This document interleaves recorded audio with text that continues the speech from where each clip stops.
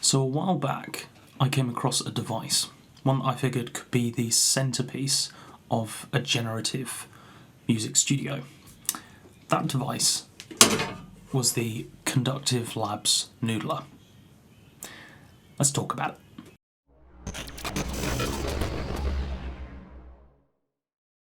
So, first of all, I'd like to do a disclaimer that I bought this myself. This is not a sponsored video, and Conductive Labs doesn't know that I am making this video. They don't get to see it before it goes out. A quick overview of the video. We're going to look at a quick look at the company, a quick look at generative sequencing, the basic and advanced functionality, and finally what I think of it and how I use it. Essentially, it was two mates. One of them was really into electronics, one of them was really into music, but didn't really know the theory behind it. So they went, why don't we make a device that does all of the theory for you, and you're able to jam, and you're able to noodle as if you were to pick up your guitar, and hence the name, the Noodler. So looking into generative sequencing, why specifically is it interesting? Why is it useful? Well, it creates musical phrases, or it creates an entire piece which is constantly changing, constantly adapting, and it doesn't really need intervention of us lousy humans, so that's pretty good. Looking into the types of generative sequencers, you've got stochastic, which mainly base around probability, so you'd set a trigger and you'd say, okay, 50% of the time I want that to trigger. And then it will run a random number generator, and if that random number is above 50%, it'll play the note.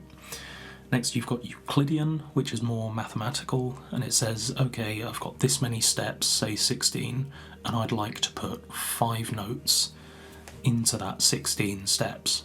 And obviously it doesn't divide equally, so you end up with some nice polyrhythms and some nice interesting ways that are outside of the traditional duplet or triplet or quintlet or whatever kind of duplet. And then finally, one of the most interesting is Cartesian sequencers. These sequence in 2 dimensions, which is a bit of a weird thing to say, but essentially what it does is it gives you a matrix, and then your playhead, whatever is reading through that matrix, can be moved by both an X and a Y coordinate. So it means essentially you can play it upwards, downwards, left, right, diagonally, zigzag, and that's essentially what the make noise Rene uses. But the funny thing is that the Noodler doesn't actually fit into any of these preset categories. It's something much more, but also something much less. So let's jump in and have a look. So when you first turn on the Noodler, you'll find that you've got this main screen, you've got 8 encoders, 8 buttons, and a couple of other smaller buttons which we'll get into. Essentially these 8 encoders do parameters, and these 8 buttons in the middle, 7 of which do your chords, your different, essentially, theory. You'll see on the screen that there's these little triangles. Now what these represent is the inner markings here. So you'll see up here we've got position and strum. So if it's facing up, it's position. If it's facing down, it's strum. And with something like drone, up is position, the middle one is notes, and then down is trigger. That's essentially how you navigate this device, and navigate the different parameters is by pressing in the encoders. So let's actually have a look at what each of these encoders does. So if we press pad, you'll hear we get a very nice chord. But then if you move the top encoder, you'll hear, if I can use these to trigger different notes. And you can see how I can make it go. And it makes music. Then the one underneath it is strum, and what this allows it to do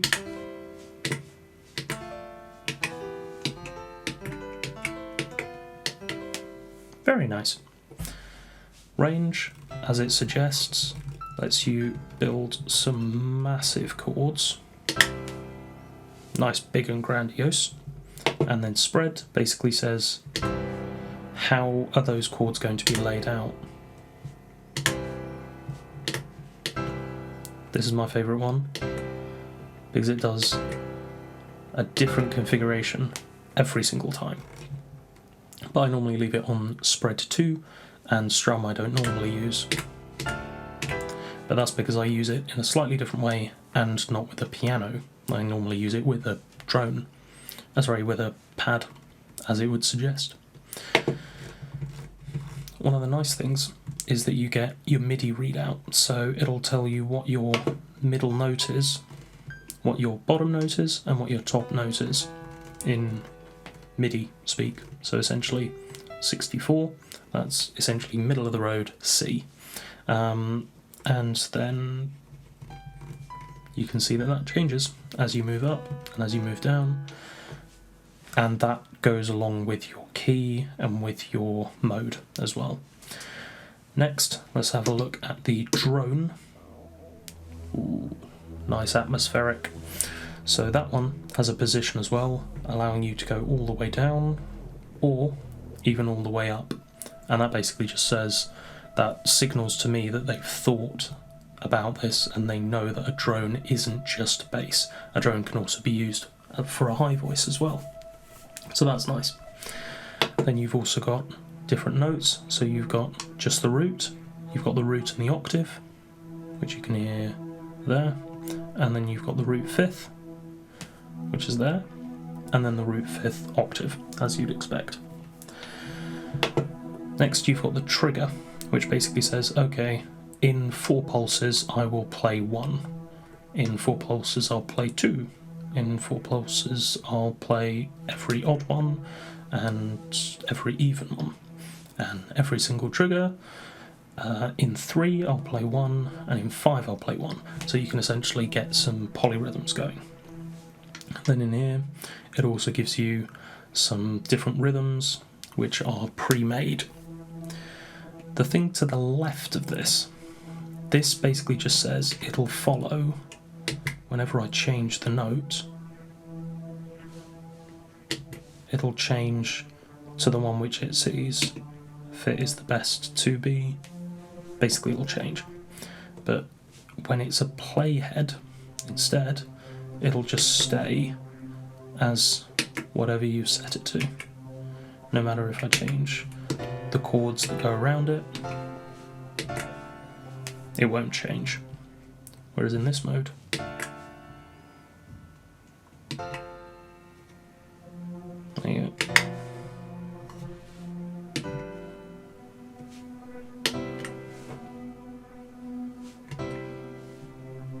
There you go. So that's essentially how it works. Next, on the motif side of things, it's got position,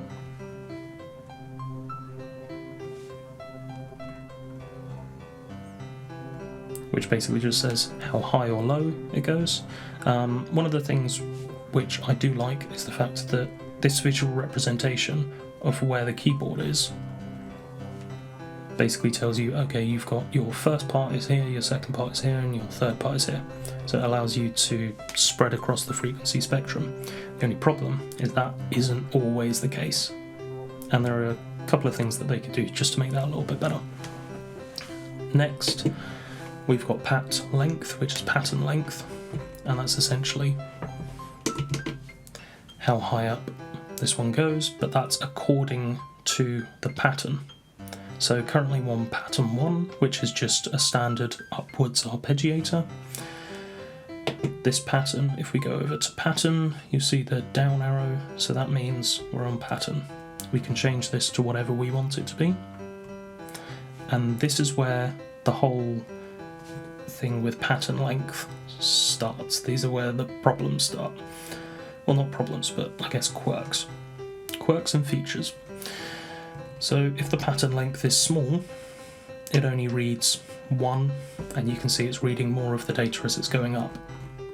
But imagine you've got a pattern which stays fairly close to the ground, yet this visual representation here that changes with the length to signify the length also signifies the pitch and the range of pitch, but it doesn't in this case, because it only represents how much of the pattern you're using. This makes perfect sense when you're using number 1, doesn't make perfect sense when you're using number 2 or any of the others. So, like number 4. That isn't going all the way up here and all the way down here. It's mainly staying down here, which can create something that's just a bit confusing. Anyways, moving on. You've got pattern direction, which are these little arrows, which basically say whether it's going up, going down, whether it's ping-ponging including the extra first and last step, or whether it's every other, or just plain random, which is quite nice. So let's set that back to there, and let's set this back to reading only 8. Next, you've got your clock division, which is this little 4 divide by 4 that you see there. You can divide it by 8 if you want. You can divide it by 2, by 1 to make it really slow, by 3 to make triplets, or 6 to make sextuplets. Set that back to 4. Next you've got rhythm length, which for rhythm number 1 doesn't really mean anything, but if we go over to, skip that for now, go to accent, you can hear this does the rhythm velocity, because you can change the velocity in the rhythm editor. It's a humanized velocity, which is a humanized setting in the settings panel. It's also got motif level, which is something in the settings panel, and it's got some pre-made accents rhythms. And you can see how all of those work there. So now let's actually get onto the rhythm. So much like this pattern where you can change it for the pitch, you can change what data you're reading, you can also do the same for rhythm. So you can make tied notes, rests here,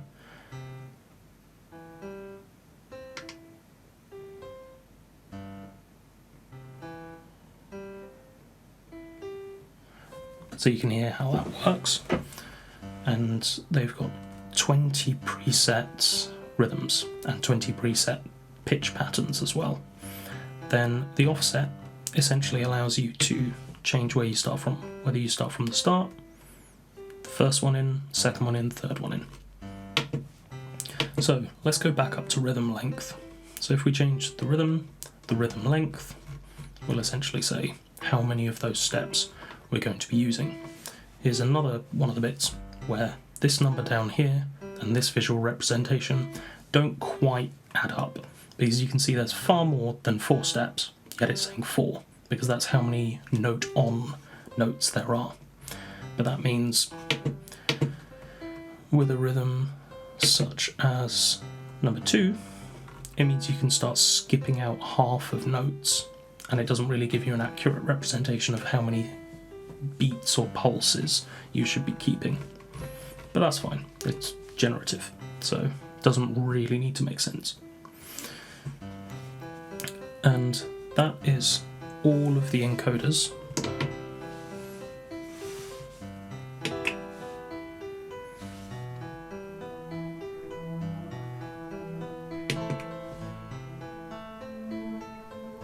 And that's essentially how you do it. And you can say the buttons down here to start or stop each one of motif 1 and motif 2, and then pads and drones. Finally, this one down here. This one controls, if I set that up again, if I go, arrow is at the top, so it's tempo. That tells me how fast it's going to be. Much like every other synthesizer or sequencer, it's got a tempo. Next is the key, which cycles round in the cycle of fifths, which means that it won't actually sound too discordant when you do switch or cycle through these in the middle of a session. Next is the mode, where it basically takes you through all of the modes of the major scale.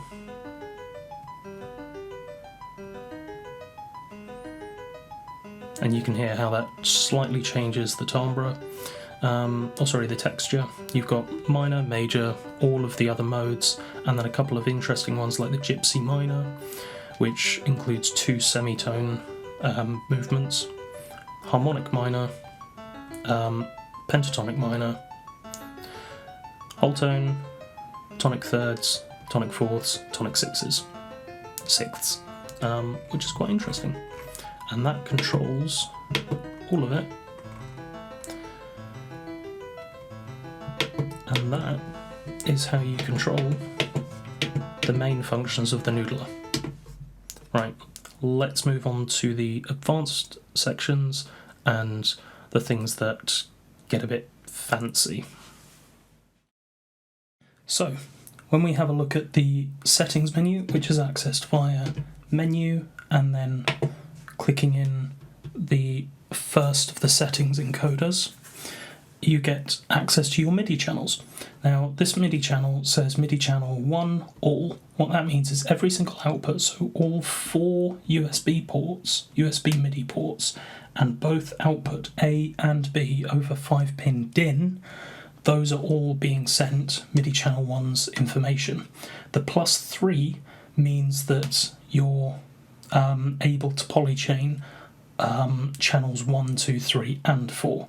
What that means is if you don't have a polyphonic synthesizer, you can essentially send each one of the 4 notes to a to 4 different separate channels. So it means even if you've got, like, say, a 4-note polyphony like the Volca keys, it means you're able to still do like 16 voices over 4 different Volca keys instances.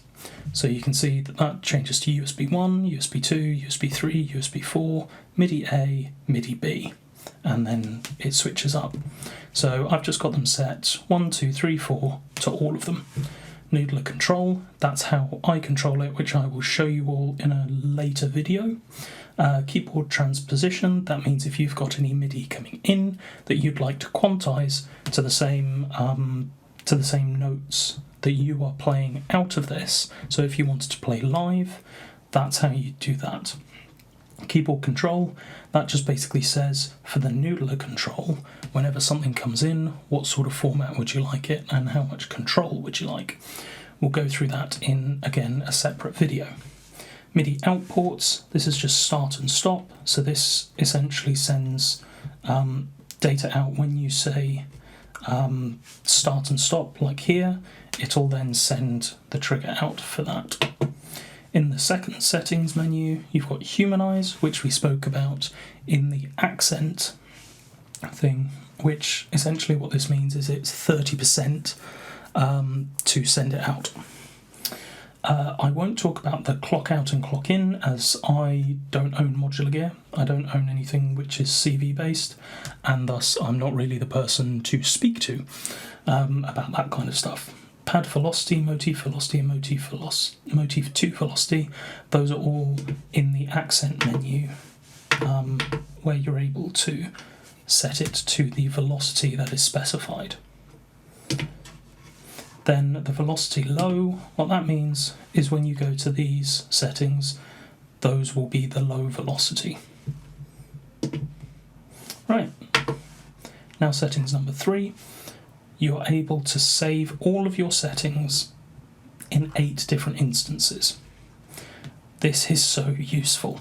Say you want a DAW setup where your internal clock is set to like USB 1, then you can do that, or if you want a live setup where you've got different polychains, this just allows you to save 8 different settings configurations. Pad quantize, that just means whenever do you want it quantized to an eighth note, or do you want it quantized to a quarter note, or a crotchet and a quaver? Volca velocity basically just means if you're going out to a Volca, they've got a slightly different way of dealing with velocities. Polychains, that's as we said earlier, with your pad, that's what that does. Chord invert, that just means basically will it invert the chord to best suit whereabouts it is on the piano. So now we're going to have a look at the LFO configurator. So this has 3 LFOs and it allows you to do all the way up to 40 seconds. One LFO basically counts for all of the LFOs, so I'll only go over one. So up to 40 seconds long, 1 beat, 2 beats, all the way up to 64, 48, there you go. We're all learning. That's very interesting. And then also you've got probability here, where it allows you to set the probability that the setting will actually affect what it is. So we can see 3 shapes here. So we've got a sine wave, a triangle wave, a ramp, a sawtooth, a square, and then I believe that's an 80-20 as well, pulse width. Then random, and the best thing about this, you can set it to patterns as well, and we'll get into the patterns in a little bit. So the really nice thing about using patterns is basically it allows infinite opportunities. It allows you to set up really anything you want in terms of modulation. So finally, let's go over to this side with the big scary thing called mod matrix. Essentially, this allows you to modulate all of these parameters that you see on the faceplate, well, almost all of them, to allow you to do some funky things. So if we go menu, so mod matrix 1 and 2, 3 and 4, 5 and 6, 7 and 8. So you get 8 sources and 8 destinations. So 8 modulations.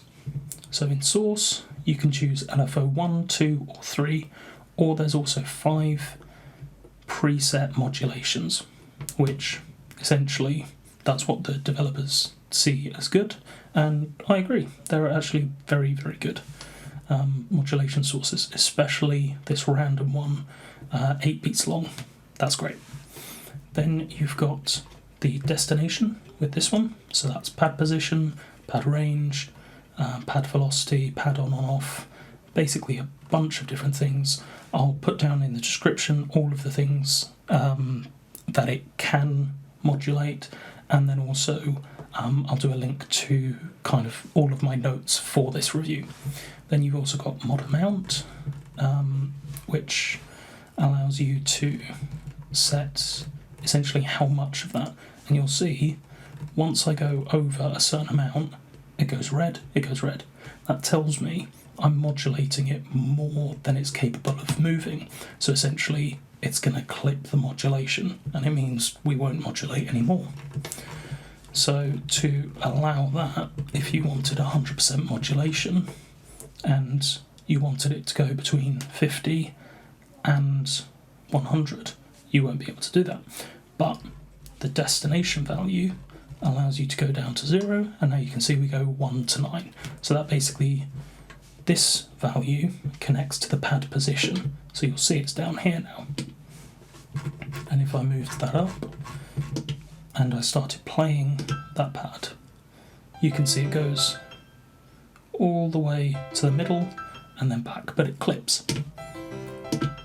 So we can take that down.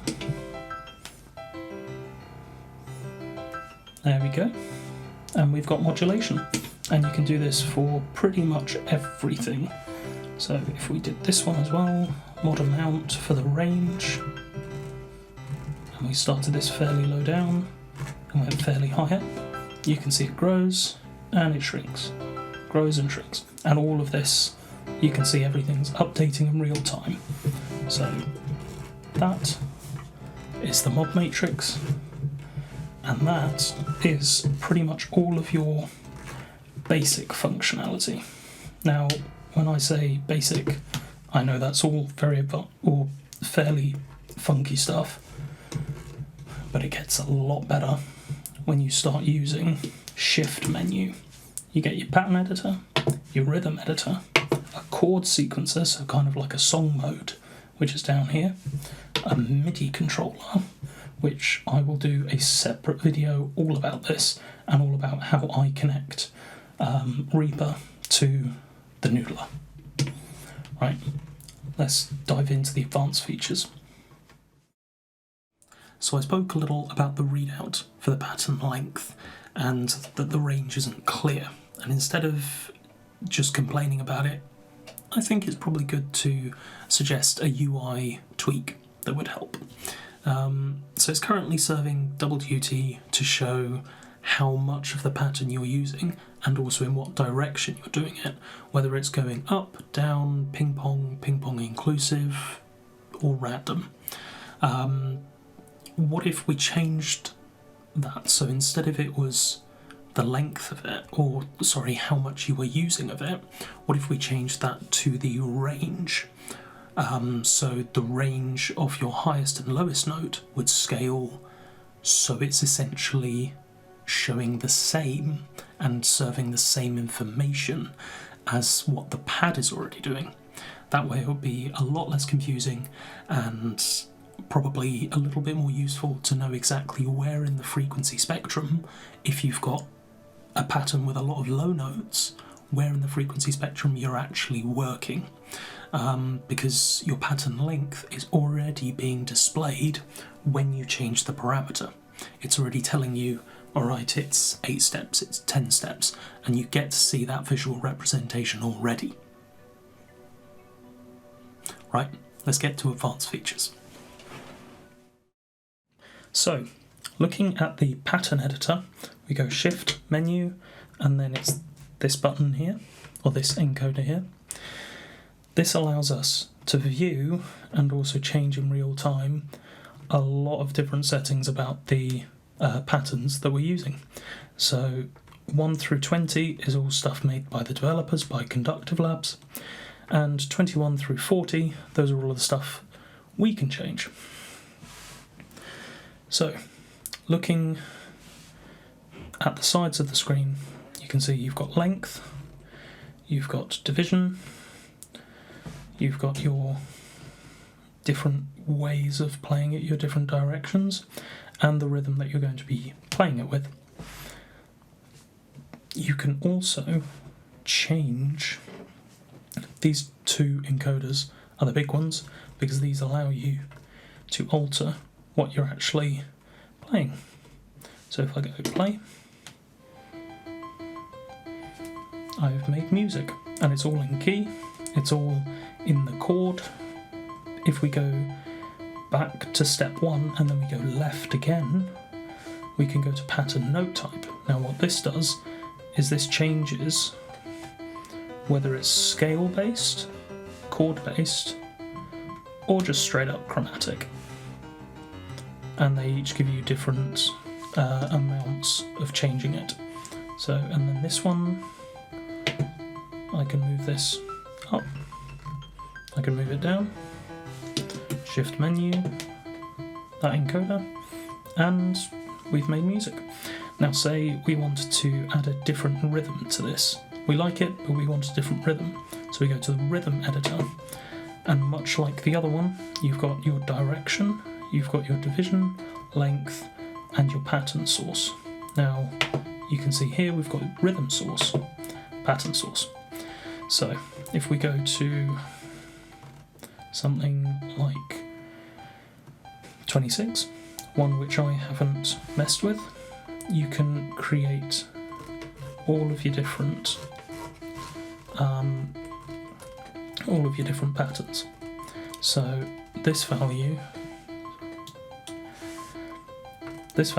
says your velocity. Then you've also got the ability to tie notes over and rest them. And once again, you can create some rather interesting things. So let's tie that one over, Let's add another few, and let's say that that's a rest. Now if we went back to our main menu and we looked at the rhythm, we can now view it in its entirety, which is quite cool. Finally, we're going to look at the chord sequencer. Sorry, shift menu, the chord sequencer.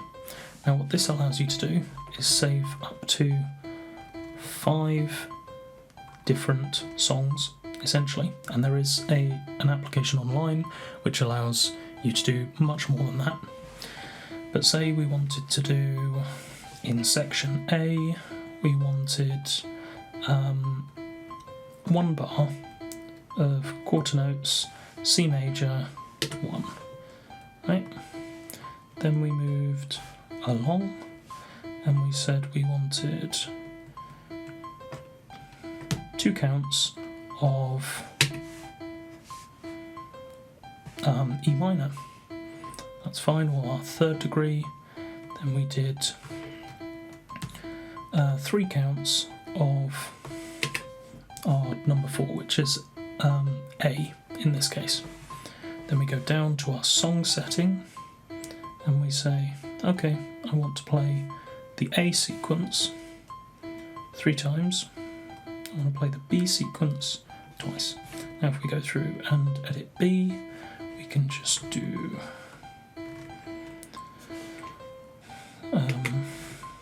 3 of that. We can do 2 of 2 and then 5. So now what we can do is we can use this one and arm the song mode, press play all. So now it's playing through 4 of A.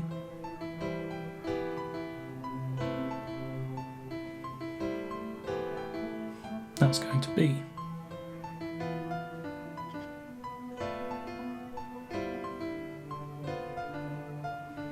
And then it will go back round to A. And it will play that 4 times. And that's essentially the song mode. And you can save and load these. And once again, there is an application on the computer which allows you to upload and download all of these things. So that's patterns, that's rhythms, and that's songs and chord sequences. Right, let's get on. So I think it's important to speak a little bit about the problems and a couple of the improvements. I've already stated about the pattern length and how that is represented on the GUI, but I think also I had some issues with pattern notes repeating at the higher end. So instead of extending further up the range, it would simply just stay kind of in the midway. I don't know why this is. I looked into it and I couldn't get the unit to push itself past the hex code 835D40, which seems to be kind of in your upper middle, I think C7, maybe C8, so it wouldn't go past there. And for anyone wanting to do some very high up, kind of like tinkling, that's a bit of an issue. I don't think it recognises that a chord could be played up there. I don't know. This is something which I am going to be detailing on the forums. Pattern saving. The length of a pattern can be extended or shrunk, and that's absolutely fine, except for the fact when you don't want it to. So the pattern length doesn't actually get saved along with the pattern. Now you might think, oh, that's perfectly fine, that's fairly easy. Doesn't seem like a big issue. That is until you jump from a pattern with 16 steps to a pattern you've programmed with only 4, and then you're left with a bunch of blank space because the length doesn't get saved with the pattern. This means you get 4 notes and then you get 12 notes of nothing. It was suggested to me by one of the moderators on the forum that I use a MIDI controller with several different MIDI CC layers, so that it means when I turn a knob to change the pattern, it also sends the CC message to control the length. This is a fantastic workaround, but it's a workaround. I at least believe it should be something on the system natively. With rhythms, you can even see this philosophy of trying to fill these patterns. Rhythm pattern number 11 has a bunch of notes or a bunch of rhythm values, and then it just cuts off. And if you're going from rhythm pattern 10 to rhythm pattern 11, you end up with this dead zone. So you can see it's already an issue that they're aware of, and whether they're trying to fix it or not, I don't know. The actual rhythm display, I think, could be improved and could be very similar to the pattern editor, because currently it shows a circle, which anyone in the generative community would know that signifies a Euclidean sequencing method, which this can't do. So those are a few of the little things that I think could be improved. So finally, conclusion time. And I think it's important to speak about updates and the communication that you get with the company, because it's good to know whether your product has finished its life cycle or whether it's still being updated and still receiving new features. So I received my noodler on the 12th day, 5th month of 2021, and since then there hasn't been any official full release of firmware. There's been beta firmware, which has mainly just been doing little bug fixes. I believe I've got the 3rd batch of units. Then communications. Communications are mainly based on the Conductive Labs forum, because they also have another product called the MRCC. When I brought up the idea of saving the pattern length with the pattern, although she did add it to the feature requests, she said it's highly unlikely that they're going to change the way it saves this late in the process. So, when it comes to value proposition and who is this device for, composers who are looking at generative in the generative space, or even people who like electronics and like algorithms and fun things that make bleeps and bloops, and they want to get into making something more ambient. I've displayed on my channel the fact that you can make several different types of music. I've made ambient, I've made, I think synthwave was one of them.